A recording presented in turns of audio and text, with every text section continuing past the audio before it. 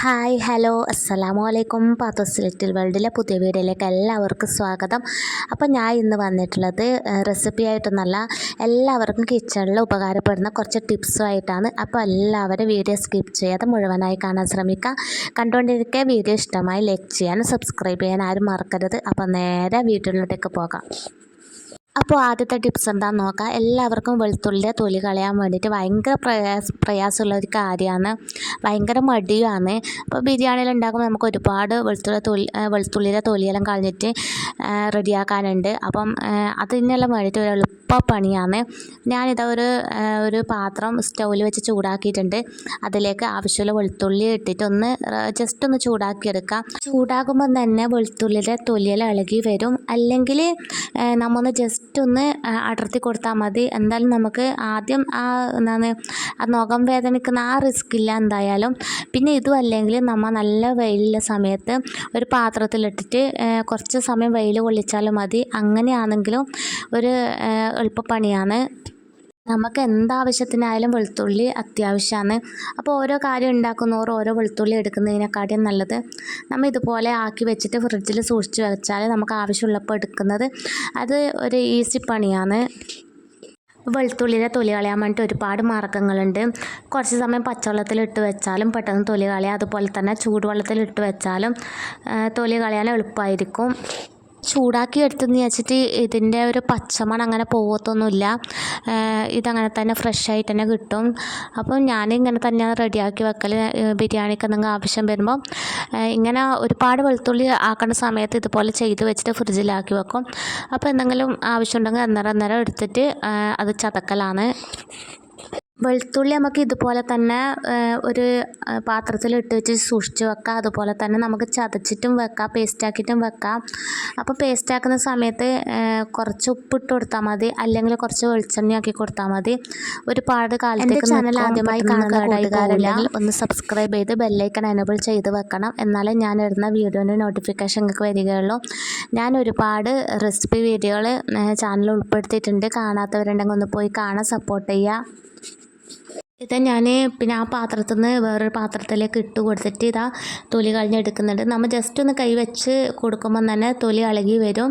അപ്പോൾ ഇതാ തൊലി കളഞ്ഞ വെളുത്തുള്ളി ഇതുപോലെ ഞാനൊരു പാത്രത്തിൽ ഇട്ട് വെക്കണം. ഞാൻ ഒരുപാടൊന്നും കളഞ്ഞു വെച്ചത് ഫ്രിഡ്ജിലുണ്ട്.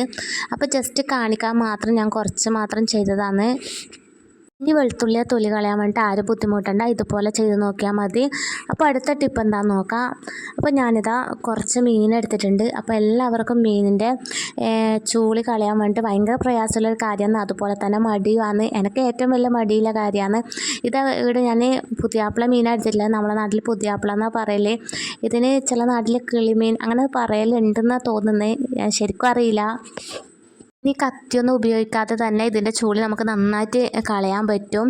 അപ്പോൾ ഇതാ ഞാൻ ഗ്രേറ്റ് ചെയ്യുന്ന ഇതാണ് എടുത്തിട്ടുള്ളത്. നമ്മൾ ക്യാരറ്റും അതുപോലെ ഗ്രേറ്റ് ചെയ്യുന്ന സാധനമില്ലേ, ഇതാണ് ഞാൻ എടുത്തിട്ടുള്ളത്. അപ്പോൾ ഇത് വെച്ചിട്ട് പെട്ടെന്ന് ചൂളി കളയാൻ പറ്റും.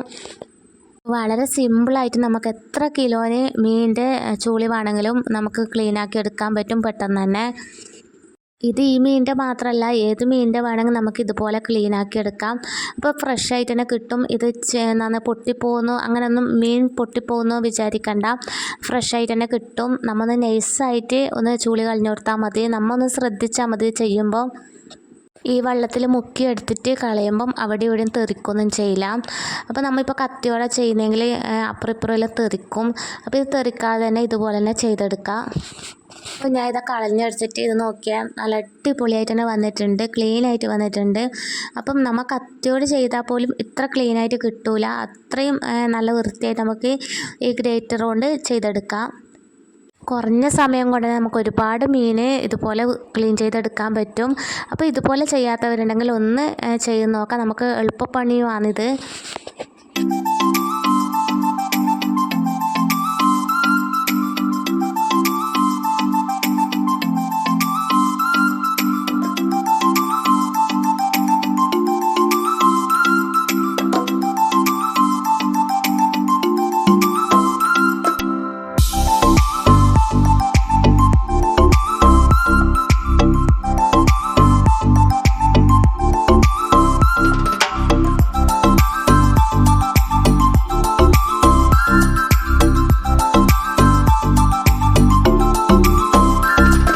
അപ്പോൾ മീൻ ക്ലീൻ ചെയ്യുന്ന ടിപ്സ് നിങ്ങൾക്ക് ഇഷ്ടമായി എന്ന് കരുതുന്നു. അതുപോലെ തന്നെ നമ്മൾ മീനെല്ലാം കട്ട് ചെയ്തെടുത്തിട്ട് ഫ്രിഡ്ജിൽ ഫ്രഷായിട്ട് നിൽക്കാൻ വേണ്ടിയിട്ട് ഒരു പാത്രത്തിൽ മീനിട്ട് കൊടുത്ത് അതിലേക്ക് കുറച്ച് വെള്ളം ഒഴിച്ചെടുത്തിട്ട് ഫ്രീസറിൽ വെച്ച് കൊടുത്താൽ മതി. ഫ്രഷായിട്ട് തന്നെ ഒരാഴ്ച വരെ നിൽക്കും. ഇത് ഞാൻ ജസ്റ്റ് കാണിക്കാൻ വേണ്ടി കുപ്പിപ്പാത്രത്തിൽ കാണിക്കുന്നതാണ്. ഒരു പ്ലാസ്റ്റിക്കിൻ്റെ ഒരു പാത്രം എടുത്തിട്ട് അതിലേക്ക് കുറച്ച് വെള്ളം ഒഴിച്ച് മീനും ഇട്ട് കൊടുത്താകുമ്പോൾ അടച്ച് വെച്ചാൽ മതി. എന്നിട്ട് ഫ്രീസറിൽ വെക്കാം. അപ്പോൾ അടുത്ത ടിപ്പ്, നമ്മൾ മല്ലിയിലെല്ലാം വാങ്ങിക്കഴിഞ്ഞാൽ പെട്ടെന്ന് ചീത്തയായി പോകും. 2 ദിവസം കൂടി വന്നാൽ 2 ദിവസമേ നിൽക്കുള്ളൂ. അപ്പോൾ നമ്മളത് എന്താ പറയുക, ഇത് വെള്ളമൊന്നും ഇല്ലാത്ത നമ്മൾ ആദ്യം നന്നായിട്ട് കഴുകിയിട്ട് ഇതൊന്ന് ആദ്യം ഉണക്കിയെടുത്തിട്ടാകുമ്പോൾ ഇതുപോലെ കട്ടായിട്ട് ഒരു പാത്രത്തിൽ ഇട്ട് വെച്ചാൽ മതി. ഒരാഴ്ച അല്ല 1 മാസം വരെ ഇതുപോലെ തന്നെ ഫ്രഷായിട്ട് നിൽക്കും. ഇനിയിപ്പോൾ കട്ട് ചെയ്യുന്നില്ലെങ്കിലും ഇതുപോലെ തന്നെ വെച്ച് കൊടുത്താൽ മതി. ഇതിപ്പോൾ ഞാനിതാ ഒരാഴ്ച വെച്ച മല്ലിയിലയാണ്. ഇപ്പോൾ ഞാൻ കട്ട് ചെയ്തിട്ടൊന്നുമില്ല, അതുപോലെ തന്നെ ബോക്സിൽ വെച്ചിട്ടാണ് ഉണ്ടായിന്. കുറച്ച് മാത്രം ഉണ്ടായതുകൊണ്ട് അങ്ങനെ തന്നെ വെച്ചതാണ്. ഒരുപാട് ഉണ്ടാകുമ്പോൾ ഇതുപോലെ കട്ട് ചെയ്തിട്ട് വെക്കൽ. അതുപോലെ തന്നെ നമ്മൾ ഫ്രിഡ്ജിൽ നിന്ന് എടുത്ത പാടന്നെ പുറത്ത് കുറേ സമയം വെക്കാൻ പാടില്ല. നമ്മൾ എടുത്ത് ആവശ്യം കഴിഞ്ഞാൽ അപ്പോൾ തന്നെ ഇത് ഫ്രിഡ്ജിൽ വെക്കുകയും വേണം. അപ്പോൾ അടുത്ത ടിപ്പ് എന്താണെന്ന് നോക്കാം. എല്ലാവർക്കും പ്രശ്നമാണ് ദോശ ചുടുമ്പം അടിക്ക് പിടിക്കൽ. പെട്ടെന്നൊന്നും ചില സമയത്ത് കിട്ടൂല. നമ്മൾ ചുട്ടുകൊണ്ടിരിക്കുന്ന സമയത്ത് ചില സമയത്തൊന്നും നമുക്ക് ദോശ അടിക്ക് പിടിച്ചിട്ട് കിട്ടൂല. അപ്പം കിട്ടാൻ വേണ്ടിയിട്ട് ഇതാ ഒരു എളുപ്പ പണിയാണ് ഇത്. ഞാനിപ്പോൾ ചെറിയ ഉള്ളിയാണ് എടുത്തിട്ടുള്ളത്. ചെറിയ ഉള്ളി നെയ്യിൽ മുക്കിയിട്ട് ഇതുപോലെ സ്പ്രെഡ് ചെയ്ത് കൊടുത്താൽ നമ്മൾ സാധാ ദോശക്ക് ഏതാണ് ഓയിലാണോ വെളിച്ചെണ്ണയാണോ ഏതാക്കുന്നത് വെച്ചാൽ അതുപോലെ ഉള്ളിലും ഇതുപോലെ ചെറിയ ഉള്ളിയോ വെല്ലുള്ളി ഏത് ഉള്ളിയായാലും എടുക്കാം. ഉള്ളിൽ മുക്കിയിട്ട് ഇതുപോലെ ഒന്ന് ചെയ്ത് കൊടുത്താൽ മതി.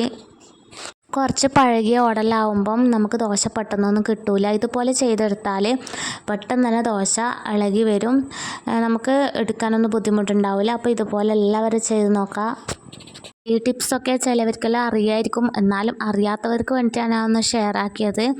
അപ്പോൾ എൻ്റെ ഇന്നത്തെ ടിപ്സ് വീഡിയോ നിങ്ങൾക്ക് എല്ലാവർക്കും ഇഷ്ടമായി എന്നൊക്കെ കരുതുന്നു. ഇഷ്ടമായെങ്കിൽ ലൈക്ക് ചെയ്യാനും സബ്സ്ക്രൈബ് ചെയ്യാനും കമൻറ്റ് ചെയ്യാനും ആരും മറക്കരുത്. അപ്പോൾ ഇൻഷാ അല്ലാഹ് ഇതുപോലത്തെ നല്ലൊരു വീഡിയോ ആയിട്ട് തന്നെ വീണ്ടും വരും. അതുവരേക്കും ബായ്.